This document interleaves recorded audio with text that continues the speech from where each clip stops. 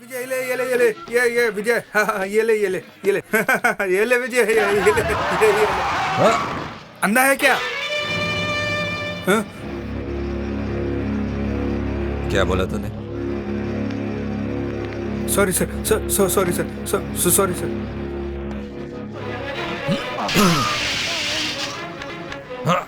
बाहर आओ, कौन हो? बाहर आओ। हाँ?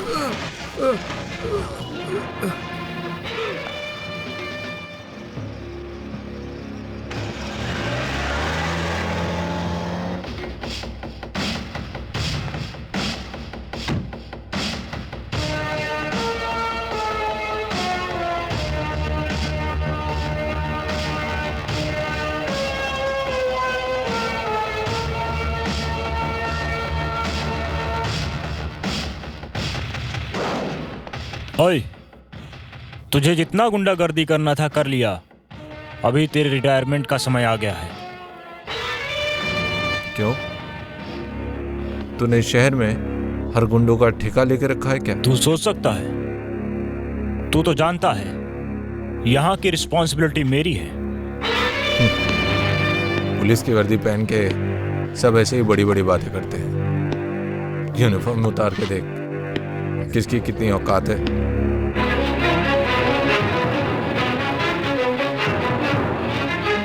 ठीक है, इसके बाद बिना यूनिफॉर्म के मुलाकात करूंगा।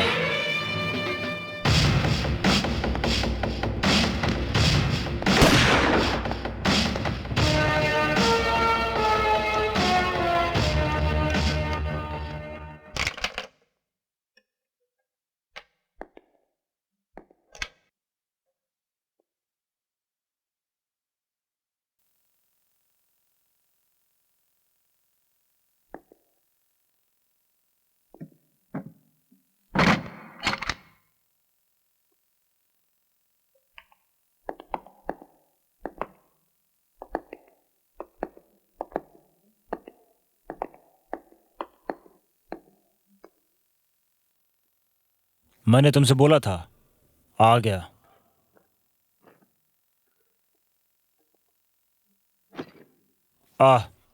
यहाँ तुझे देखकर मुझे काफी खुशी हुई।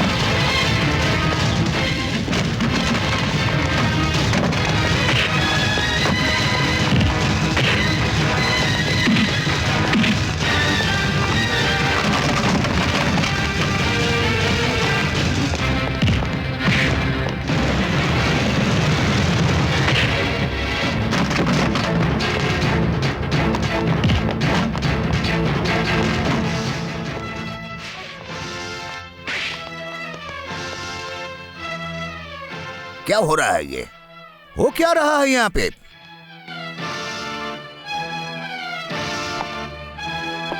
मेरे ऊपर तुम लोगों का प्यार दुलार कितने दिन रहेगा ये मैं नहीं जानता। अब वो समय आ गया है, मैं अपने अतीत तुम लोगों के सामने ला दूं। तो सुनो, मैं बहुत गरीब परिवार से आता हूं। मेरे पिताजी थे विद्यासागर स्कूल में 4th ग्रेड का नौकरी करते थे। पिताजी का अचानक मृत्यु के कारण वो नौकरी मुझे मिल गई। परिवार किसी तरह चल जाता था, मैं और मेरी माँ ठीक उसी समय मुझे जोर देने लगी कि रमा से शादी कर लूं। रमा मुझे पसंद थी तो मैंने शादी कर ली। अचानक उसी रात माँ बीमार हो गई। संजय बाबू, आपके माँ की हालत बहुत खराब है। उनको शहर ले जाना ही अच्छा होगा। शहर? हाँ, जितनी जल्दी हो सके इनको शहर लेके जाइए। उसी रात को मैं माँ को लेकर शहर चला गया। 2 दिन में माँ का तबीयत ठीक हो गया, लेकिन कुछ ही समय में मेरे पास ऐसा खराब खबर आया कि इसके बारे में सोच भी नहीं पाया। अचानक अखबार खोल के देखा कि मेदिनीपुर का सारा गांव बाढ़ में बह गया। फिर माँ को छोड़कर दौड़ा गांव। कहां गांव, कहां घर और कहां मेरी रमा। मैं पागल की तरह इधर उधर रमा को ढूंढता रहा, लेकिन नहीं मिली। वापस नहीं मिलने से मैं लौट आया। माँ के पास धीरे धीरे एक नौकरी भी मिल गई। रात में जग जग कर मैंने एमए पास किया। फिर उसके बाद ही मुझे प्राइवेट कंपनी में नौकरी मिल गई। उसी कंपनी का मालिक था सुरेंद्रनाथ बसु, भगवान की तरह इंसान। मेरे ऊपर वो अंधविश्वास करते थे।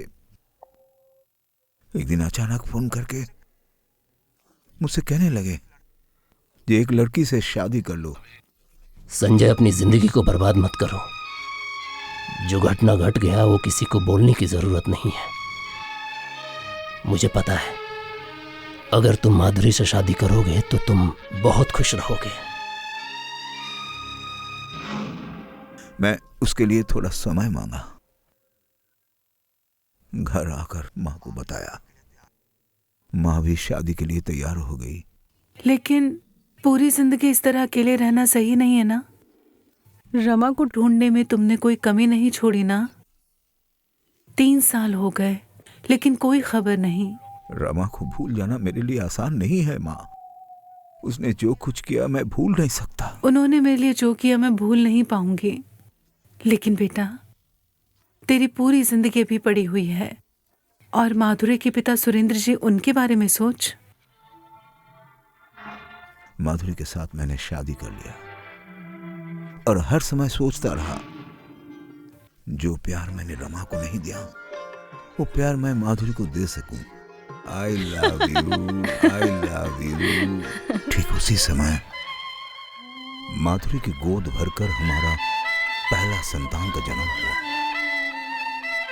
यही खुशखबर मां को देने के लिए मैं अस्पताल से बाहर आया। बाहर मेरे लिए और खबर इंतजार कर रही थी जिसे मैंने कभी सोचा नहीं था। अचानक रमा के साथ मेरी मुलाकात हो जाती है और मुझे विश्वास नहीं हुआ कि रमा अभी तक जिंदा है। रमा को देखकर मुझे इतनी खुशी हुई। ठीक उसी तरह माधुरी की बेकसूर चेहरा याद आने लगा और मुझे खुद से नफरत होने लगी। मैंने रमा को सब कुछ बता दिया। मैं मेदिनीपुर चली जाऊंगी, लेकिन तुम माधुरी को कोई दुख मत देना। ये नहीं हो सकता है रमा। तुम्हें दूर रखकर मैं ये गलती दोहराना नहीं चाहता। तुम मेरी पाप को मत बढ़ाओ प्लीज। तुम्हारी कोई गलती नहीं है। तुमने कोई गलती नहीं की। मैं रमा रमा रमा। अच्छा ठीक है, तुम जो बोलोगे मैं वो करूंगी, लेकिन तुम मुझसे एक बार वादा करो। तुम्हारे और मेरे अलावा दुनिया में कभी कोई नहीं जान पाएगा, हम दोनों पति पत्नी हैं। आज तक रमा ने कभी भी पत्नी का हक नहीं मांगा और मैंने भी कभी रमा को धोखा नहीं दिया। अब तुम लोग ही बोलो कि कौन जायज है, कौन नाजायज, कौन मेरी पत्नी और कौन मेरी वेश्या है। पता है मुझे, इसका उत्तर तुम लोगों के पास नहीं है। Thank you.